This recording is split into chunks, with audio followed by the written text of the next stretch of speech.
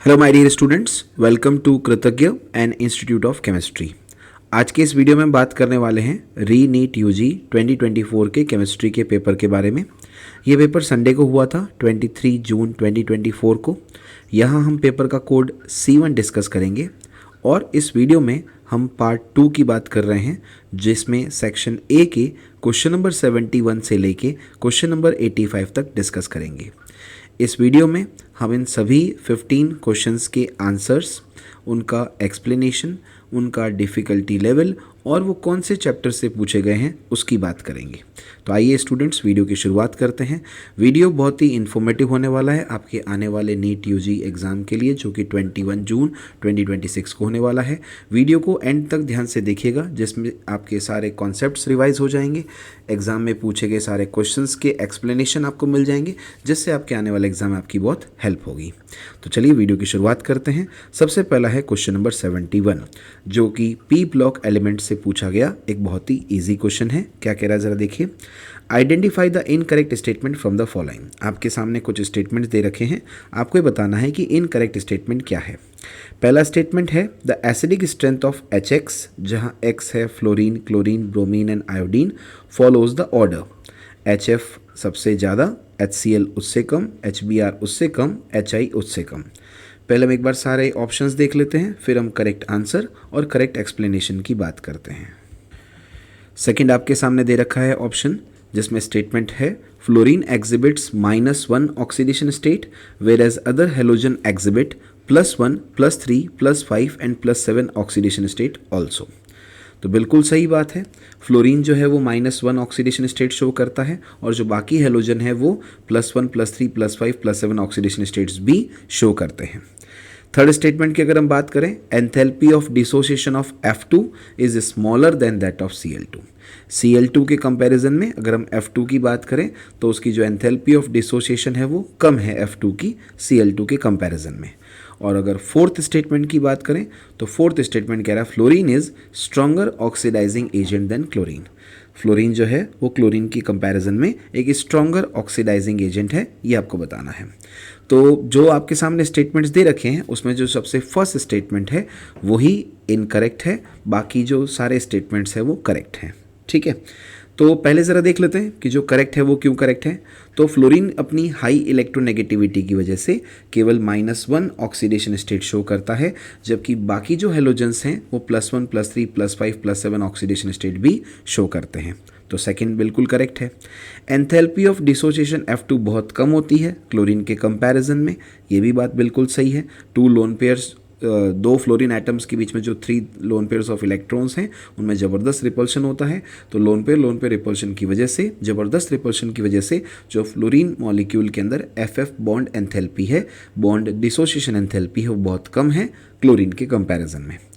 Fluorine के लिए जो E0 वैल्यू है वो सबसे हाई आती है, इनफैक्ट क्लोरीन से ज़्यादा आती है, इसलिए फ्लोरीन जो है वो क्लोरीन के कंपैरिजन में एक बेटर ऑक्सीडाइजिंग एजेंट होता है। तो हमने देखा कि 2, 3, 4 कैसे करेक्ट हैं। अब जो फर्स्ट स्टेटमेंट गलत है उसको भी एक बार देख लेते हैं। Statement 1 is incorrect. Statement 1 incorrect है because the acidic strength of HX follows the order. HX का जो एसिडिक स्ट्रेंथ का करेक्ट ऑर्डर है वो ये है कि HF की एसिडिक स्ट्रेंथ सबसे कम है, HCl की उससे ज़्यादा है, HBr की उससे ज़्यादा है और HI की सबसे ज़्यादा है। ऐसा क्यों है? Because the bond enthalpy of hydrides of group 17 elements decreases down the group. Top to bottom आएंगे जब हम, तो हाइड्राइड्स की जो बॉन्ड एंथैल्पी है वो डिक्रीज होती जाएगी, बॉन्ड लेंथ जो है वो बढ़ती जाएगी, तो बॉन्ड को जो क्लीवेज है वो ईजिली होगा। इसलिए HF का एसिडिक स्ट्रेंथ सबसे कम और HI का एसिडिक स्ट्रेंथ सबसे ज़्यादा है। इसलिए इस क्वेश्चन का जो करेक्ट आंसर है वो है ऑप्शन 1। आइए अब नेक्स्ट क्वेश्चन की बात करते हैं। क्वेश्चन नंबर 72 ली शैटेलियर्स प्रिंसिपल केमिकल इक्विलिब्रियम चैप्टर से पूछा गया एक इजी क्वेश्चन है। क्या कह रहा है ज़रा देखिए। For the reaction in equilibrium N2 + 3H2 gives 2NH3 delta H is equal to -Q। Reaction is favoured in forward direction by. आपके सामने एक रिएक्शन दे रखी है इक्विलिब्रियम पर, जिसमें आपको ये कहा गया है कि रिएक्शन फॉरवर्ड डायरेक्शन में फेवर्ड कैसे होगी। इसके लिए आपको बताना है करेक्ट आंसर क्या है। पहला है यूज़ ऑफ कैटलिस्ट, तो आप देख सकते हैं यहाँ कहीं कैटलिस्ट का जिक्र नहीं किया गया है। सेकेंड है डिक्रीजिंग कॉन्सेंट्रेशन ऑफ N2। आप जब N2 की कंसंट्रेशन डिक्रीज करेंगे तब क्या रिएक्शन फॉरवर्ड डायरेक्शन में जाएगी। थर्ड है low pressure, high temperature and high concentration of ammonia. और फोर्थ है high pressure, low temperature and high concentration of H2। तो देखो एक एक करके बात करें। सबसे फर्स्ट तो हम नहीं कह सकते क्योंकि रिएक्शन में कैटलिस्ट का जिक्र नहीं किया गया है। कैटलिस्ट का जिक्र होने से रिएक्शन फास्ट होगी, राइट, ये बात सही है। सेकंड है डिक्रीजिंग कंसंट्रेशन ऑफ N2, बिल्कुल गलत है। अगर आप N2 की कंसंट्रेशन डिक्रीज करेंगे तो अमोनिया का फॉर्मेशन नहीं इंक्रीज हो पाएगा, उल्टा अमोनिया जो है वो N2 का फॉर्मेशन करेगी, रिएक्शन बैकवर्ड डायरेक्शन में चली जाएगी। तो सेकंड गलत हो गया, फर्स्ट भी श्योर नहीं है, गलत है वो। थर्ड क्या कहेंगे, low pressure and high temperature and high concentration of ammonia. अगर आप हाई टेम्परेचर ले रहे हैं तो वो तो बैकवर्ड रिएक्शन के लिए फेवर करेगा। लो प्रेशर ले रहे हैं तो वो भी लो प्रेशर लेने पर रिएक्शन जाएगी जहाँ पे नंबर ऑफ मोल्स ज़्यादा है, तो वो भी बैकवर्ड के लिए फेवर करेगा। और हाई कंसंट्रेशन ऑफ अमोनिया भी बैकवर्ड को फेवर करेगी। जो ऑप्शन नंबर 3 है उसके भी सारे स्टेटमेंट्स जो हैं वो बैकवर्ड रिएक्शन को फेवर्ड करने वाले हैं। तो जो सही आंसर हो गया इस रिएक्शन का वो हो गया फोर्थ, जहाँ पे हाई प्रेशर, लो टेम्परेचर और हाई कंसंट्रेशन ऑफ H2 का जिक्र किया गया है। आइए एक बार देख लेते हैं इसी को ही कि फोर्थ कैसे आया। तो जैसा भी आपके साथ डिस्कस किया गया, the given reversible reaction is an exothermic reaction with lower number of moles of products as compare to gaseous reactant. जो आपके सामने रिवर्सिबल रिएक्शन दी गई है वो एक एक्सोथर्मिक रिएक्शन है, डेल्टा H माइनस क्यू है इसलिए, और जहाँ पे number of moles of product है वो कम है एज कंपेयर टू रिएक्टेंट्स। ठीक है, अब हम ली शैटिलियर्स प्रिंसिपल से क्या जानते हैं कि increase in pressure shift the reaction in the direction having laser number of moles. जैसा कि हम ऊपर कह चुके हैं कि आपके पास रिएक्टेंट्स के मोल्स जो हैं वो उसके कंपैरिजन में प्रोडक्ट के मोल कम हैं। तो अगर आप ली शैटिलियर प्रिंसिपल की बात करें तो उसके अकॉर्डिंग जब आपने प्रेशर बढ़ाया तो इक्वेशन या जो रिएक्शन है वो उस डायरेक्शन में शिफ्ट हो जाएगी जहाँ नंबर ऑफ मोल्स कम होते हैं। क्योंकि नंबर ऑफ मोल्स प्रोडक्ट के कम है रिएक्टेंट के कंपैरिजन में, इसलिए गिवन रिएक्शन जो होगी वो फॉरवर्ड डायरेक्शन में शिफ्ट होगी जब हम प्रेशर बढ़ाते हैं। ठीक है, दूसरी बात, एक्सोथर्मिक रिएक्शंस जो हैं वो लो टेम्परेचर पर फॉरवर्ड डायरेक्शन में शिफ्ट होती हैं, क्योंकि आपको दे रखा है कि डेल्टा H माइनस क्यू है, एक एक्सोथर्मिक रिएक्शन है, तो वो फॉरवर्ड डायरेक्शन में जाएगी लो टेम्परेचर पर। तो इसका मतलब हो गया तीसरा पॉइंट, अगर हम देखें, increasing the concentration of reactants shift the reaction in the forward direction. ये भी हम अच्छे से जानते हैं कि जब भी किसी रिएक्शन को अगर आपको फॉरवर्ड डायरेक्शन में शिफ्ट करना है तो आपको रिएक्टेंट की कंसंट्रेशन को इंक्रीज करना पड़ेगा। तो सारे पॉइंट्स को अगर हम सम अप करें तो हाई कंसंट्रेशन ऑफ H2 जो होगा वो शिफ्ट करेगा फॉरवर्ड डायरेक्शन में, दूसरा लो टेम्परेचर जो होगा वो रिएक्शन को फॉरवर्ड डायरेक्शन में शिफ्ट करेगा, और तीसरा जब प्रोडक्ट्स के मोल कम हैं तो हाई प्रेशर भी वहाँ चाहिए। और ये सारी बातें जो हैं ऑप्शन नंबर 4 में दे रखी हैं, इसलिए option number 4 is the correct answer. चलिए अब आगे बात करते हैं नेक्स्ट क्वेश्चन की। क्वेश्चन नंबर 73 एक मॉडरेट क्वेश्चन है जिसमें आपके पास दो चैप्टर्स को मिक्स करके क्वेश्चन यहाँ पे बनाया गया है। यहाँ पे हम carboxylic acid and it's derivatives का भी बात कर रहे हैं और साथ ही साथ हम यहाँ पे एमीन्स वाले चैप्टर की भी बात कर रहे हैं। दोनों को मिक्स करके एक मॉडरेट क्वेश्चन यहाँ पे बनाया गया है। क्या कह रहा है question number 73, the major product D formed in the following reaction sequences. आपके सामने एक सीक्वेंस ऑफ रिएक्शन दे रखी है जहाँ आपको बताना है कि जो फाइनल प्रोडक्ट है D जो कि मेजर प्रोडक्ट है वो क्या है। आपको दे रखा है CH3OH सबसे पहले आपका रिएक्टेंट है, जिसकी रिएक्शन आप SOCl2 से कराएंगे तो आपके पास प्रोडक्ट A बनेगा। उसकी रिएक्शन KCN के साथ कराएंगे एक्वस एथेनॉल की प्रेजेंस में, जहां आपके पास प्रोडक्ट B फॉर्म होगा। फिर उसकी रिएक्शन NaHG के साथ कराएंगे एथेनॉल की प्रेजेंस में, तो आपके पास प्रोडक्ट C बनेगा। और फिर जब NaNO2HCl के साथ ट्रीट करते हुए और सेकेंड स्टेप में हाइड्रोलाइसिस करेंगे तो आपके पास C से जो मेजर प्रोडक्ट D बनेगा वो क्या है वो आपको बताना है। आपके पास ऑप्शन है, फर्स्ट है CH3CHO, थर्ड है CH3CONH2, सेकेंड है CH3CONH2, थर्ड है CH3CH2OH और फोर्थ है CH3CH2Cl। इस क्वेश्चन का जो सही आंसर है वो है थर्ड, दैट इज CH3CH2OH। अभी कैसे आया तो उसके लिए हमें सीक्वेंस ऑफ रिएक्शन देखना होगा। देखिए, the given sequence of reaction is represented as follows. अगर हम ऊपर वाली रिएक्शन की जो सीक्वेंस है उसकी बात करें तो सबसे पहले CH3OH जो है अल्कोहल जो है उसकी रिएक्शन आप थायोनिल क्लोराइड से कराएंगे तो आपके पास एल्किल क्लोराइड आपको सबसे हाई क्वांटिटी में मिलेगा, यील्ड इसकी बहुत अच्छी होगी, तो प्रोडक्ट A हो गया CH3Cl। अब सेकेंड स्टेप में आप जब CH3Cl की रिएक्शन KCN के साथ कराएंगे एक्वस एथेनॉल की प्रेजेंस में, तो न्यूक्लियोफिलिक सब्स्टिट्यूशन रिएक्शन के थ्रू यहाँ से क्लोरीन हटेगा, साइनाइड न्यूक्लियोफाइल आके जुड़ेगा, CH3CN will be your product B। अब इस साइनाइड का, इस एल्केन नाइट्राइल का आप जब रिडक्शन कराएंगे NaHG और एथेनॉल की प्रेजेंस में, तो आपके पास प्राइमरी अमीन फॉर्म होगा। तो C आपके पास हो जाएगा CH3CH2NH2। ये एक एलिफेटिक प्राइमरी अमीन है जिसका आप डायजोटाइजेशन जब करवाना चाहते हैं NaNO2 और HCl के साथ रिएक्शन कराते हैं तो एलिफेटिक जो है वो डायजोनियम सॉल्ट मिलेगा जो कि अनस्टेबल है, जो कि वाटर के साथ ट्रीट करने पर आपके पास एथेनॉल बना के दे देगा। So a major product D is ethanol, और एथेनॉल आपको दे रखा है ऑप्शन नंबर 3 में। सो 73 का जो करेक्ट आंसर है वो है ऑप्शन नंबर 3, जो कि एक मॉडरेट क्वेश्चन है, 2 चैप्टर्स को मिक्स करके यहाँ पे क्वेश्चन बनाया गया है। चलिए अब नेक्स्ट क्वेश्चन की बात करते हैं। क्वेश्चन नंबर 74 पीरियोडिक टेबल से पूछा गया एक इजी क्वेश्चन है। क्या कह रहा है ज़रा देखिए, यहाँ पे आपको मैच कॉलम करना है, match the column type question है। लिस्ट 1 में आपके पास ब्लॉक या ग्रुप का नाम दे रखा है पीरियोडिक टेबल का, और लिस्ट 2 में एलिमेंट का जिक्र किया गया है। लिस्ट 1 में आपके पास सबसे पहले है A लैंथेनॉइड, B है D ब्लॉक एलिमेंट, C है P ब्लॉक एलिमेंट और D है S ब्लॉक एलिमेंट। और लिस्ट 2 में जब हम एलिमेंट्स का जिक्र कर रहे हैं तो फर्स्ट आपको दे रखा है सीरियम, सेकेंड है AS आर्सेनिक, थर्ड है सीजियम और फोर्थ है Mn। अब इनका करेक्ट ऑप्शन पहले तो ऑप्शंस देख लेते हैं, फिर करेक्ट आंसर और एक्सप्लेनेशन की बात करते हैं। Choose the correct answer from the option given below. आपको करेक्ट आंसर का सिलेक्शन करना है ऑप्शंस में से। फर्स्ट ऑप्शन है A का थर्ड, B का सेकंड, C का फोर्थ, D का थर्ड। सेकंड ऑप्शन है A का फर्स्ट, B का फोर्थ, C का थर्ड, D का सेकंड। थर्ड ऑप्शन है A का फर्स्ट, B का फोर्थ, C का सेकंड और D का थर्ड। और फोर्थ ऑप्शन है A का फोर्थ, B का फर्स्ट, C का सेकंड और D का थर्ड। इस क्वेश्चन का जो सही आंसर है वो है थर्ड, दैट इज A का फर्स्ट, B का फोर्थ, C का सेकंड और D का third.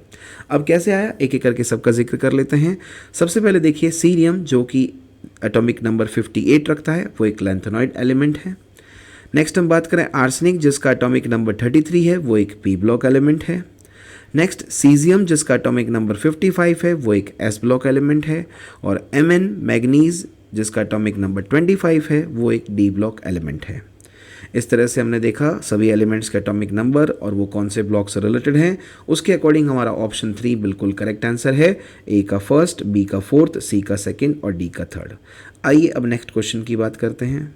Question number 75 coordination compound से पूछा गया एक इजी क्वेश्चन है। क्या कह रहा है ज़रा देखिए, which of the following is not an एम्बीडेंटेड ligand. आपको बताना है कौन सा लिगेंड एम्बीडेंटेड लिगेंड नहीं है। फर्स्ट है C2O4-2, सेकेंड है SCN-, थर्ड है NO2- और फोर्थ है CN-। इस क्वेश्चन का आंसर है फर्स्ट, क्योंकि हम अच्छे से जानते हैं एम्बीडेंटेड लिगेंड क्या होते हैं और यहाँ पे जो दिए गए एग्जाम्पल्स में से कौन नहीं है एम्बीडेंटेड लिगेंड। तो देखिए एक्सप्लेनेशन की बात करें। Ambidentate ligands are those ligands which have two different donor atoms and either of two donor atom is attached to the metal during the complex formation. Ambidentate ligands वो ligands होते हैं जिनमें 2 अलग अलग डोनर एटम होते हैं, लेकिन उन दोनों डोनर एटम में से कोई एक मेटल के साथ जुड़ के कॉम्प्लेक्स फॉर्मेशन करता है। ठीक है, अगर आप बात करें ऑक्सलेट की C2O4-2 की, तो ऑक्सलेट आयनिक बाइडेंटेट लिगेंड है जो कि अटैच करता है अपने दोनों ऑक्सीजन एटम से मेटल के साथ, इसलिए वो एक बाइडेंटेट लिगेंड की कैटेगरी में आएगा, ना कि एम्बीडेंटेट लिगेंड। अगर आप C2O4-2 की स्ट्रक्चर देखें तो दोनों O- जो हैं, दोनों ऑक्सीजन एटम जो हैं वो मेटल से बॉन्ड करेंगे और 2 कोऑर्डिनेट बॉन्ड का फॉर्मेशन करेंगे, जबकि एम्बीडेंटेट लिगेंड में तो 2 डोनर एटम जरूर होते हैं लेकिन एट ए टाइम कोई एक ही बॉन्ड बनाता है, इसलिए C2O4 is a bidentate ligand, it is not an एम्बीडेंटेड ligand. ठीक है, इसका मतलब हो गया SCN, NO2 and CN are ambidentate ligands as each of them has 2 donor atoms but either of the 2 donor atom is attached to the metal during complex formation। यानी जो बाकी तीनों जो ligands दे रखे हैं, SCN- हो गया, NO2- हो गया, CN- हो गया, ये सारे के सारे ambidentate ligand होते हैं क्योंकि इनमें आपके पास 2 डोनर एटम पाए जाते हैं और दोनों डोनर एटम में से कोई एक मेटल के साथ जुड़कर कॉम्प्लेक्स फॉर्मेशन करता है। जैसे SCN में नाइट्रोजन भी जुड़ सकता है और NCS अगर लिखें तो सल्फ़र भी जुड़ सकता है। NO2 की बात करें माइनस की, तो नाइट्रोजन भी मेटल के साथ जुड़ के कोऑर्डिनेट बॉन्ड बना सकता है और ऑक्सीजन भी मेटल के साथ जुड़कर कोऑर्डिनेट बॉन्ड बना सकता है। इसी तरह अगर बात करें साइनाइड की, तो साइनाइड का कार्बन भी जुड़ सकता है और नाइट्रोजन भी जुड़ सकता है। तो इस तरह से करेक्ट आंसर हो जाएगा ऑप्शन नंबर 1। ठीक है, अब बात करें क्वेश्चन नंबर 76 की, जो कि स्ट्रक्चर ऑफ एटम से पूछा गया, एटॉमिक स्ट्रक्चर से पूछा गया एक मॉडरेट क्वेश्चन है। क्या कह रहा है ज़रा देखिए। The quantum number of 4 electrons are given below. पहले क्वेश्चन पूरा देखते हैं, फिर ऑप्शंस, आंसर और एक्सप्लेनेशन की बात करते हैं। आपको दे रखे हैं, फर्स्ट में दे रखा है n is equal to 4, l is equal to 2, m l is equal to -2, s is equal to -12। Second में n is equal to 3, l is equal to 2, m l is equal to 1 and s is equal to +12। Third में आपके पास है n is equal to 4, l is equal to 1, m l is equal to 0, s is equal to +12। और fourth में हमारे पास है n is equal to 3, l is equal to 1, m l is equal to -1 and s is equal to +12। The correct decreasing order of energy of these electron is. आपको बताना है ये जो 4 इलेक्ट्रॉन्स आपको दे रखे हैं, जो क्वांटम नंबर से रिप्रेजेंट किए गए हैं, इन चारों इलेक्ट्रॉन्स के लिए डिक्रीजिंग ऑर्डर ऑफ एनर्जी क्या होगा। फर्स्ट ऑप्शन है 4 2 3 1 इन the decreasing order. Second option है 1 3 2 4 इन द डिक्रीजिंग ऑर्डर।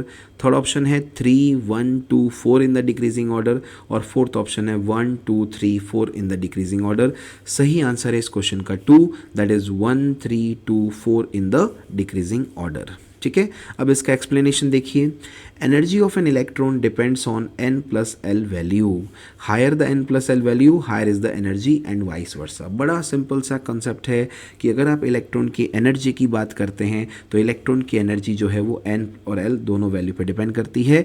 जितना n plus L value higher आएगा उतना ही एनर्जी ऑफ जो है वो ज़्यादा आएगी इलेक्ट्रॉन की, और उसके बेसिस पे आप बताएंगे कि जितनी n plus N value high है उतनी एनर्जी भी हाई है, जितनी n plus L value low है उतनी एनर्जी लो है। तो आप n और l को ऐड करके फिर आराम से जवाब दे सकते हैं। तो देखिए ध्यान से, if n plus value is same then the energy depends on n, higher the value of n higher will be the energy and vice versa.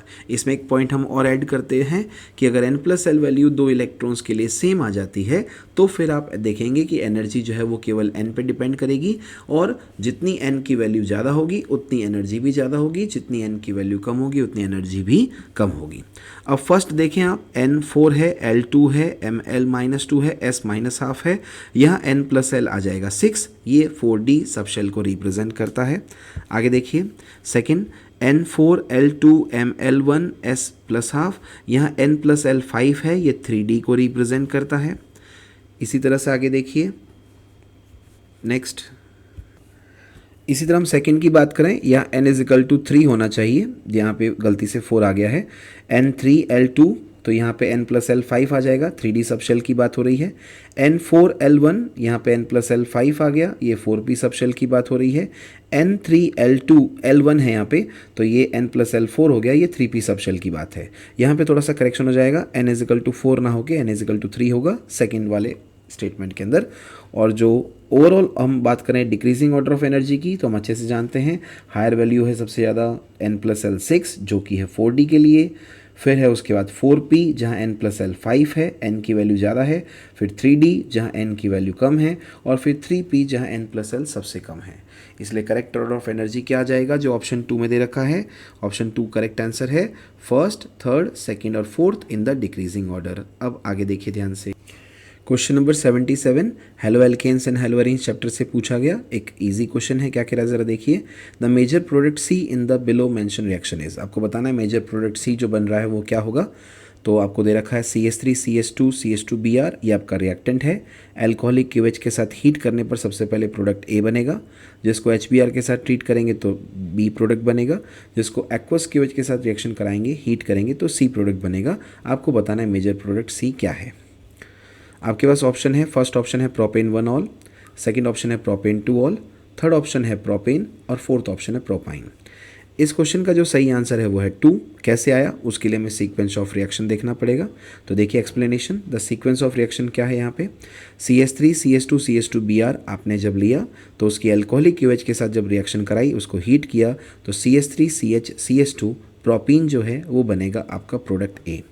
Propene पे जब HBr का एडिशन करेंगे तो एक अनसिमेट्रिकल एल्कीन पर HBr का addition Markovnikov rule से होगा, MKr एडिशन होगा तो यहाँ प्रोडक्ट B जो बनेगा वो होगा CH3CH CH3Br 2 ब्रोमो प्रोपेन। जब इसका एक्वस QH के साथ जब हीट करेंगे तो यहाँ पे न्यूक्लियोफिलिक सब्स्टिट्यूशन रिएक्शन होगी और CH3CHOH CH3 बन जाएगा, प्रोपेन 2 ऑल बन जाएगा जो कि है आपका मेजर प्रोडक्ट C। इसलिए 77 का करेक्ट आंसर है ऑप्शन नंबर 2। अब आगे देखिए ध्यान से, क्वेश्चन नंबर 78 एमीन्स चैप्टर से, नाइट्रोजन कंटेनिंग कंपाउंड चैप्टर से पूछा गया एक डिफ़िकल्ट क्वेश्चन है क्योंकि इसमें 3-4 कंसेप्ट आपको एक साथ अप्लाई करने हैं, तब जाके ये सवाल आपसे सही होगा, इसलिए इसको हम डिफ़िकल्ट की कैटेगरी में रख रहे हैं। देखिए क्वेश्चन नंबर 78 क्या कह रहा है, the compound that does not undergo Friedel Crafts reaction but gives a positive carbylamine test. देखो स्टूडेंट्स, यहाँ 2 बातें पूछी है। एक तो ये कह रहा है कि कौन सा compound Friedel Crafts alkylation reaction नहीं देगा, और दूसरा वो पॉजिटिव कार्बिल अमीन टेस्ट देगा। तो दोनों आपको पता होने चाहिए। इसके लिए आपको ऑप्शंस दे रखा है aniline, pyridine, N methylaniline और ट्राई एथिल अमीन। ठीक है, इसका सही आंसर है फर्स्ट, और उसको जानने के लिए हम पहले बात करते हैं एक्सप्लेनेशन की। तो देखिए ध्यान से, primary aliphatic and aromatic amines gives a positive carbylamine test. पहले तो आपको ये क्लियर हो कि पॉजिटिव कार्बिल अमीन टेस्ट देता कौन है। पॉजिटिव कार्बिल अमीन टेस्ट देते हैं प्राइमरी एलिफेटिक और एरोमेटिक अमीन्स। ठीक है, out of the given compounds only aniline and aromatic primary amine gives positive carbylamine test. अगर आप इस डिफ़िकल्ट क्वेश्चन को थोड़ा सा ट्रिक से देखें कि पॉजिटिव कार्बिल अमीन टेस्ट जो है वो तो केवल इनमें से एनिलीन ही दे पाएगा, क्योंकि प्राइमरी एलिफेटिक और एरोमेटिक अमीन ही पॉजिटिव कार्बिल अमीन टेस्ट देते हैं, और जितने भी कंपाउंड्स दे रखे हैं इन चारों कंपाउंड्स में से एनिलीन ही है जो एक एरोमेटिक प्राइमरी अमीन है, इसलिए वो पॉजिटिव कार्बिल अमीन टेस्ट देगा। एनिलीन की स्ट्रक्चर साफ बता रही है कि प्राइमरी एरोमेटिक अमीन है। पिरिडीन की स्ट्रक्चर देख सकते हैं, एन मैथिल एनिलीन की भी स्ट्रक्चर देख सकते हैं, और ट्राई एथिल अमीन की भी स्ट्रक्चर देख सकते हैं। इन तीनों में से कोई भी प्राइमरी एलिफेटिक और एरोमेटिक अमीन नहीं है। ठीक है, तो पहला पॉइंट तो क्लियर हो गया कि एनिलीन ही है जो पॉजिटिव कार्बिल अमीन टेस्ट देता है। अब दिमाग में सवाल आना चाहिए कि एनिलीन तो आराम से फ्रीडल क्राफ्ट रिएक्शन दे सकता है, यहाँ पे NH2 जो है वो इलेक्ट्रॉन डोनेटिंग ग्रुप है, फिर क्यों नहीं दे रहा है? तो इसका कॉन्सेप्ट भी क्लियर होना चाहिए। देखिए ध्यान से, जैसा कि NCERT में क्लियरली मेंशन है कि aniline does not undergo Friedel Crafts alkylation reaction due to salt formation with aluminium chloride the Lewis acid which is used as a catalyst. भाई आप क्या करते हैं, फ्रीडल क्राफ्ट एल्काइलेशन रिएक्शन में Lewis acid AlCl3 aluminium chloride का use करते हैं ताकि रिएक्शन में इलेक्ट्रोफाइल जनरेट हो सके और इलेक्ट्रोफाइल कार्बोकेटाइन जाके बेंजीन रिंग पे, एनिलीन के बेंजीन रिंग पे जुड़ सके। क्योंकि जो एनिलीन है वो नाइट्रोजन एटम एनिलीन के एल्यूमिनियम क्लोराइड के साथ मिलके सॉल्ट फॉर्मेशन कर लेंगे।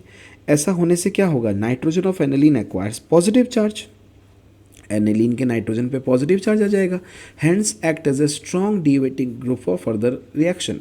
और जो पॉजिटिव चार्ज आने की वजह से जो एनिलीन के ऊपर पॉजिटिव चार्ज जैसे ही आएगा वहाँ पे एक स्ट्रॉन्ग डीएक्टिवेटिंग ग्रुप बन जाएगा जो कि फर्दर रिएक्शन नहीं होने देगा। इसीलिए जो आपका एनिलीन है वो फ्रीडल क्राफ्ट रिएक्शन नहीं देता है लेकिन पॉजिटिव कार्बिल अमीन टेस्ट देगा। तो एक अच्छा क्वेश्चन है जिसमें 2 कॉन्सेप्ट को इंक्लूड किया गया, लेकिन ट्रिक छोटा सा अगर आप अप्लाई करें तो इसको आप आराम से 1 मिनट के अंदर कर सकते हैं। इसलिए क्वेश्चन का आंसर ऑप्शन 1 होगा, aniline is the correct answer. अब आगे देखिए, क्वेश्चन नंबर 79 थर्मोडायनेमिक्स चैप्टर से पूछा गया एक इजी क्वेश्चन है। क्या कह रहा है जरा देखिए, फॉर एन एंडोथर्मिक रिएक्शन, आपको बताना है एंडोथर्मिक रिएक्शन के लिए कौन सा चॉइस यहाँ पे करेक्ट है। ए कह रहा है QP इज नेगेटिव, बी कह रहा है delta HR enthalpy of reaction is positive, C enthalpy of reaction delta HR is negative, and D option is QP is positive. Choose the correct answer from the option given below. आपको correct answer select करना है। First option कह रहा है B एंड D, second option कह रहा है C एंड D, थर्ड ऑप्शन कह रहा है A एंड B, और फोर्थ ऑप्शन कह रहा है A एंड C। इस क्वेश्चन का करेक्ट आंसर है फर्स्ट। कैसे आया, बहुत सिंपल सी बात है, एक्सप्लेनेशन देखिए। एंडोथर्मिक रिएक्शन वो होती है जिसमें हीट एब्जॉर्ब्ड होगी। हीट एब्जॉर्ब्ड होगी मतलब कि जो प्रोडक्ट की हीट है वो हमेशा रिएक्टेंट की हीट से ज़्यादा आएगी। इसका मतलब QP इज़ पॉजिटिव, ये बात बिल्कुल सही है। तो D तो करेक्ट हो गया और A गलत हो गया। ठीक है, दूसरी बात, जब QP पॉजिटिव है तो डेल्टा HR जो कि enthalpy of product minus enthalpy of reactant के बराबर होता है वो पॉजिटिव आएगा, क्योंकि एंडोथर्मिक में प्रोडक्ट की एंथैल्पी ज़्यादा है। इसका मतलब डेल्टा एच आर पॉजिटिव होगा, दैट इज़ बी, और क्यू पी भी पॉजिटिव होगा, दैट इज़ डी। ओके, तो इस तरह से बी और डी करेक्ट आंसर हैं, इसलिए क्वेश्चन नंबर 79 का करेक्ट आंसर हो जाएगा ऑप्शन नंबर 1। ठीक है, चलिए अब नेक्स्ट क्वेश्चन की बात करते हैं, क्वेश्चन नंबर 80। क्वेश्चन नंबर 80 मोल कंसेप्ट चैप्टर से पूछा गया एक मॉडरेट क्वेश्चन है, क्योंकि इसमें आपको कैलकुलेशन करके पता लगाना होगा कि सेम नंबर ऑफ मॉलिक्यूल्स किस में हैं। देखिए क्वेश्चन नंबर 80 क्या कह रहा है, 1 gram of hydrogen has same number of molecule as in. तो सबसे पहले आपको बताना है कि 1 ग्राम ऑफ हाइड्रोजन में कितने मॉलिक्यूल्स हैं और वो नंबर ऑफ मॉलिक्यूल्स इनमें से किन के बराबर हैं। तो फर्स्ट है 14 ग्राम ऑफ N2, सेकेंड है 18 ग्राम ऑफ वाटर, और थर्ड है 16 ग्राम ऑफ CO, और फोर्थ है 28 ग्राम ऑफ N2। यानी सबसे पहले आप 1 ग्राम ऑफ H2 में नंबर ऑफ मॉलिक्यूल्स कैलकुलेट करें, और फिर इन चारों में नंबर ऑफ मॉलिक्यूल्स कैलकुलेट करें, और देखें कि कहाँ पे 1 ग्राम ऑफ H2 के अंदर उतने ही मॉलिक्यूल आ रहे हैं जितने कि इन चारों में से किसी ऑप्शन में हैं।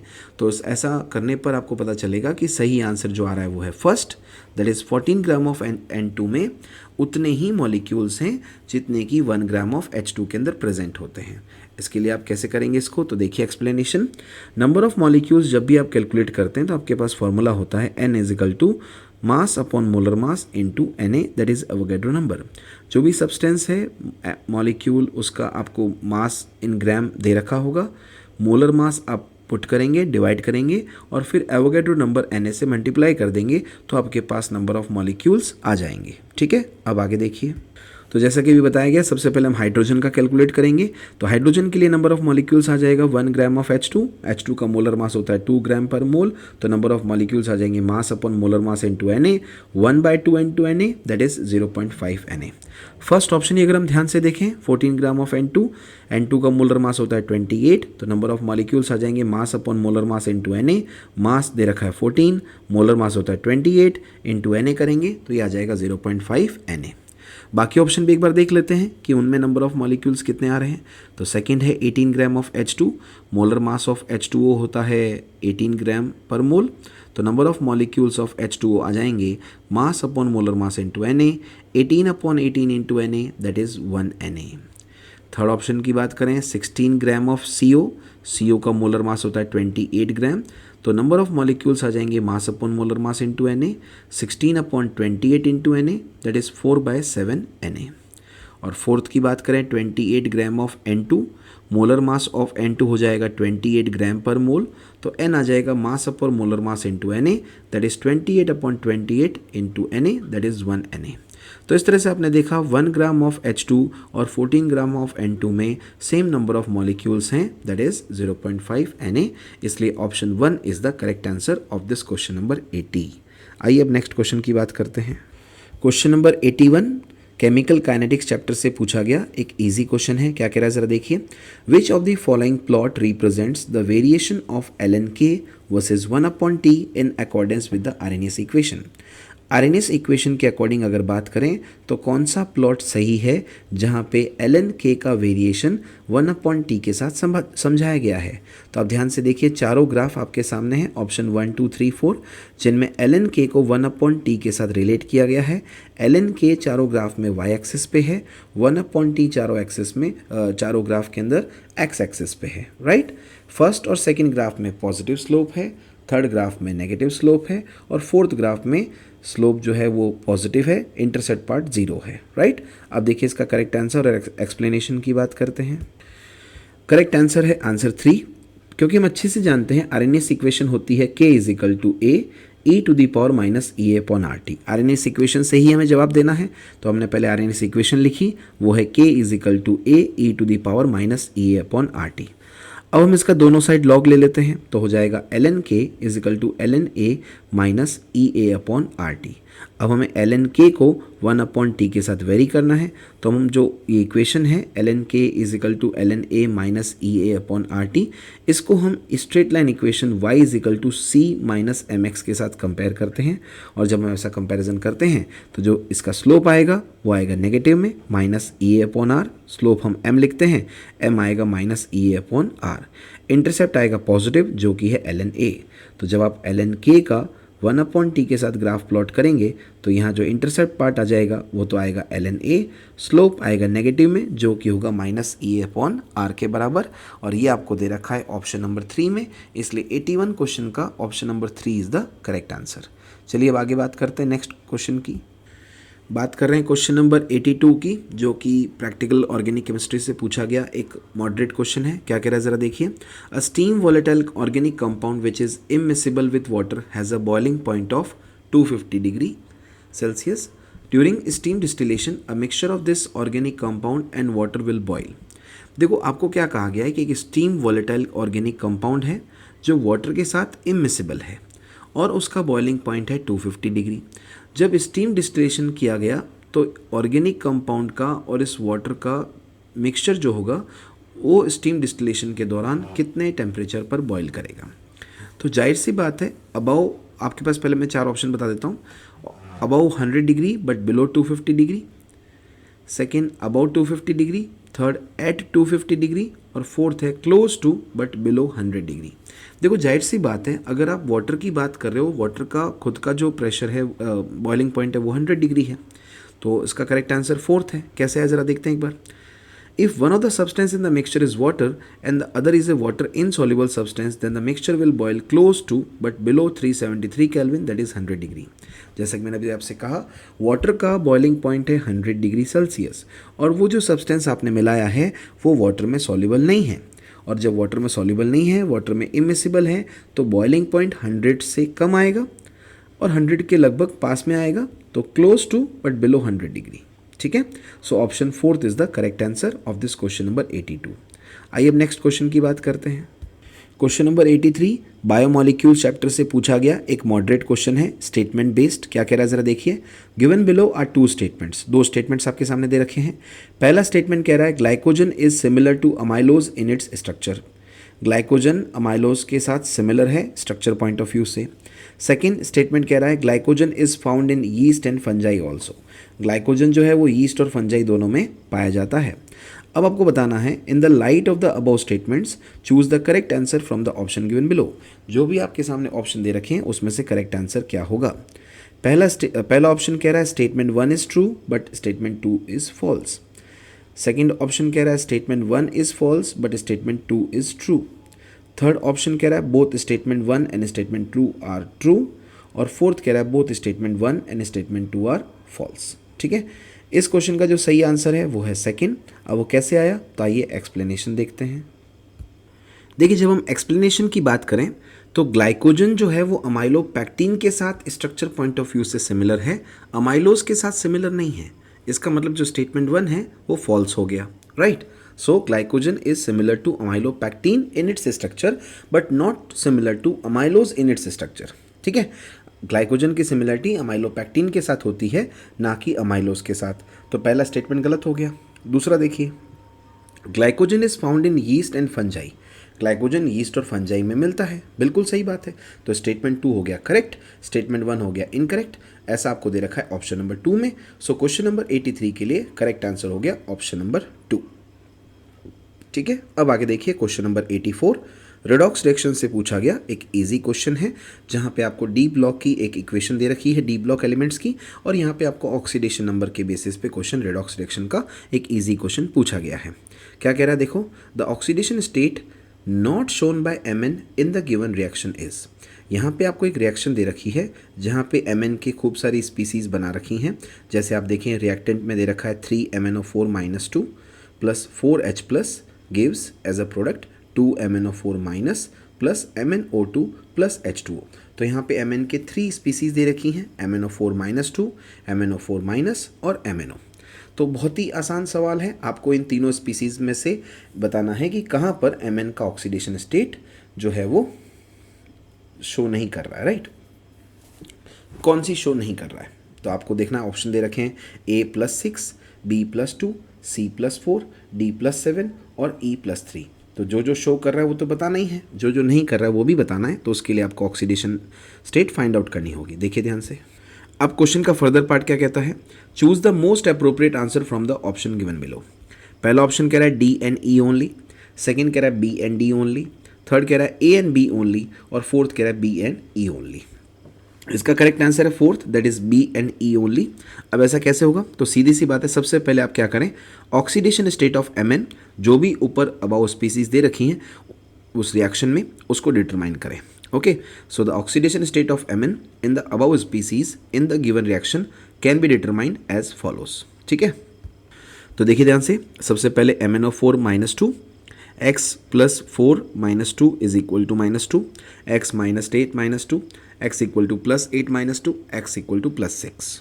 ठीक है, नेक्स्ट है MnO4 माइनस, तो इसमें x हमने मान लिया Mn की oxidation state, plus 4 into -2 is equal to -1, x minus 8 -1, x equal to plus 8 -1, x equal to plus 7। MnO2 में x equal to x plus 2 into -2 equal to 0, x minus 4 is equal to 0, x equal to plus 4। तो जाहिर सी बात है MnO4 -2 में Mn की oxidation state है +6, MnO4 minus में Mn की ऑक्सीडेशन स्टेट है +7 और MnO2 में जो Mn की ऑक्सीडेशन स्टेट है वो है +4। अब हम गिवन रिएक्शन में अप्लाई करते हैं इन तीनों को, तो देखिए, तो रिएक्शन क्या हो जाएगी?